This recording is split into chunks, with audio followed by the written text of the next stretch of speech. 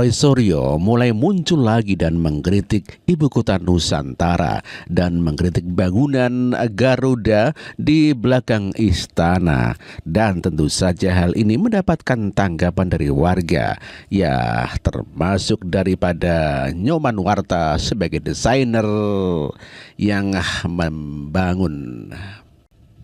Terwelu. Terwelu. Itu kata-kata saya yang mengambil istilah yang dulu sering digunakan oleh Cak Lontong untuk mengatakan terlalu atau keterlaluan. Apa yang saya katakan begitu? Adalah karena hari-hari ini viral di dunia maya komentar dari netizen yang mengatakan bahwa istana Garuda yang ada di IKN, ibu kota negara yang dibangun dengan biaya yang sangat mahal, dan 2 triliun rupiah di saat negara sedang tidak baik-baik saja sekarang ini. Dan itu dikatakan istana itu gelap, suram, mistis, bahkan yang ada yang mengatakan itu rumah Voldemort. Ya. Voldemort ini adalah Lord Voldemort, tokoh fiksi ciptaan dari J.K. Rowling pada serial Harry Potter. Ya. Tokoh ini memang bersinar gitu ya, awalnya di Hogwarts, tapi kemudian menjadi jahat dan kemudian menghalalkan segala cara untuk mencapai tujuannya. Mirip ya, tapi bukan itu maksudnya. Artinya adalah saya komentar terwelu itu karena apa? Karena istana Garuda yang konon itu idenya orisinal, itu sebenarnya tidak 100% orisinal. Ya, gitu. Karena apa? Tidak orisinal. Patung Garuda terbesar itu pernah ada, yaitu namanya yang ada di Jatayu yang di India. Itu dibangun pada sekitar tahun 2011 sampai dengan 2017 dan menunjukkan atau filosofinya adalah burung Jatayu yang berjuang membantu Rama mempertahankan Dewi Sinta dalam perebutan dengan Rahwana. Dan akhirnya memang Jatayunya kalah dan digambarkan dalam patung itu hanya ada tinggal 1 sayapnya. Nah, jadi gitu kalau dikatakan orisinal sebenarnya tidak terlalu orisinal karena antara Garuda dan Jatayu itu sama-sama mitologi, bukan burung yang sebenarnya. Dan lihat, Garuda yang ada di IKN itu juga tidak sama loh sebenarnya dengan Garuda Pancasila, karena Garuda Pancasila itu menoleh ke kanan. Nah, Garuda di IKN itu menunduk. Itu komentar juga dari para netizen. Ya memang netizen ini dikenal dengan maha benar netizen, dengan segala cuitannya atau dengan segala komennya. Dan ini sebenarnya menunjukkan suara rakyat. Suara rakyat yang sebenarnya menginginkan istana kita itu adalah istana rakyat, tapi kok malah jadinya begitu. Ya, itu bahkan dengan biaya yang sangat mahal, itu orang menganalogikan apa-apa bisa mahal di sana. Karena sewa Alphard saja sehari bisa 25 juta. Konyolnya ada yang membela dengan mengatakan ya semua murah itu kalau untuk kemerdekaan. Come on ya. Negara ini sedang tidak baik-baik saja. Jadi moga-moga apa yang disampaikan oleh netizen itu adalah suara dari rakyat, suara yang menunjukkan kekritisannya dan jangan malah dikriminalisasi karena semua tujuannya adalah untuk membela dan mempertahankan Indonesia. Itulah Roy Suryo yang sok-sokan nyinyir kepada pemerintah Presiden Joko Widodo yang membangun ibu kota Nusantara, dan Roy Suryo nyinyir terhadap daripada bangunan Garuda yang ada di istana ibu kota Nusantara. Ya otomatis disekakmat oleh Nyoman Warta. Konsep desainnya iya, baru konsultasi dengan ahli-ahlinya sama profesor-profesor yang memang bidangnya. Semua begitu. Untuk istana itu tim kita ada 47 orang. Ya. Ada profesor doktor bidang macam-macam lah, ya. Sampai terakhir yang menjadi rame dulu kan apakah panas itu pakai logam, ya. Itu kita sudah tes melalui softwarenya namanya Smart Geometry untuk mengecek thermal dari dalam gedung itu. Oh, indah sekali ya. Ini bukan rumput sintetis ya? Bukan, ini asli ini. Asli ya? Asli ini. Asli ya? Wah, asli. Asli. Ini asli loh ini.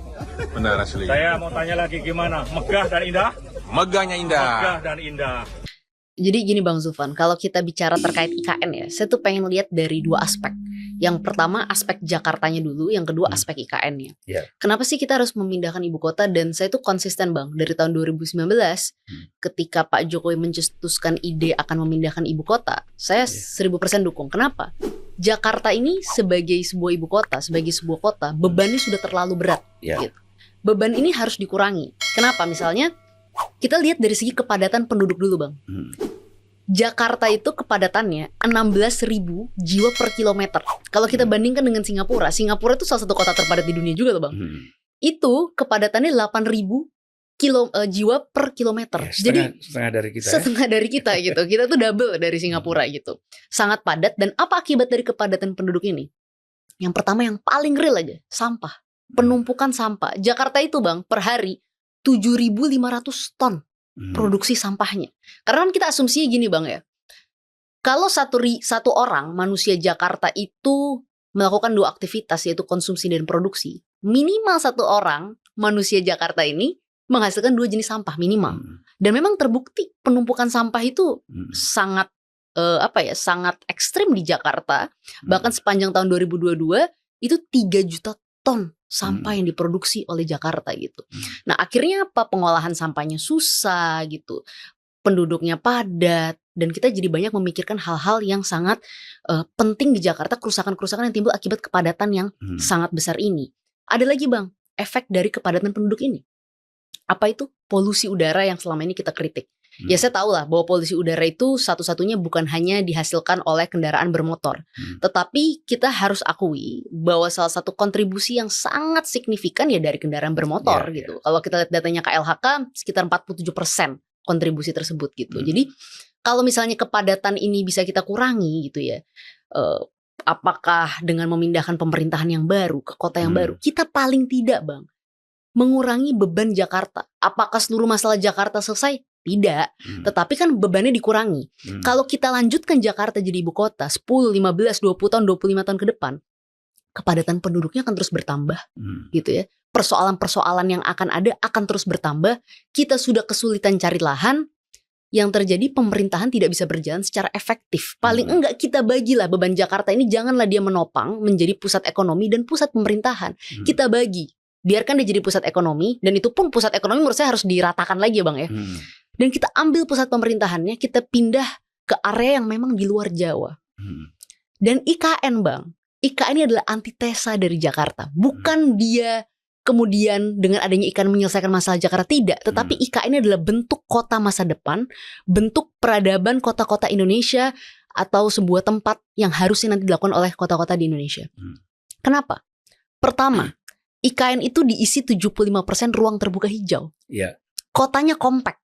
Kotanya itu sangat berdekatan satu sama lain, diisi oleh ruang-ruang yang sangat berelasi antara satu dan lainnya gitu. Inilah kota masa depan gitu. Kota masa depan tuh nggak sporadis tapi kompak gitu, karena memudahkan seseorang untuk berinteraksi, memudahkan seseorang untuk melakukan mobilisasi dari suatu tempat ke tempat lainnya gitu. Jadi ini situasi yang sangat menjelaskan kota masa depan itu nggak sporadik gitu loh Bang. Tata kotanya clear gitu kan. Dan kemudian apa lagi? Nilai baru yang diterapkan di IKN adalah semua kendaraan di sana, semua basis transportasi di sana akan berbasis listrik gitu. Yang tentunya tidak berkontribusi terhadap polusi gitu. Jadi menurut saya Bang, orang bicara dan mengkritik soal IKN, oh kosnya IKN ini besar gitu kan. Tetapi orang lupa bahwa kos IKN hari ini akan jauh lebih murah dibanding kita membiarkan ibu kota kita tetap di sini, tidak pindah, tetapi kerusakan-kerusakan yang akan datang, polusi, kepadatan, penumpukan sampah, dan berbagai masalah lainnya yang akan hadir, itu akan jauh lebih mahal Bang, dibanding mengeluarkan biaya untuk IKN hari ini.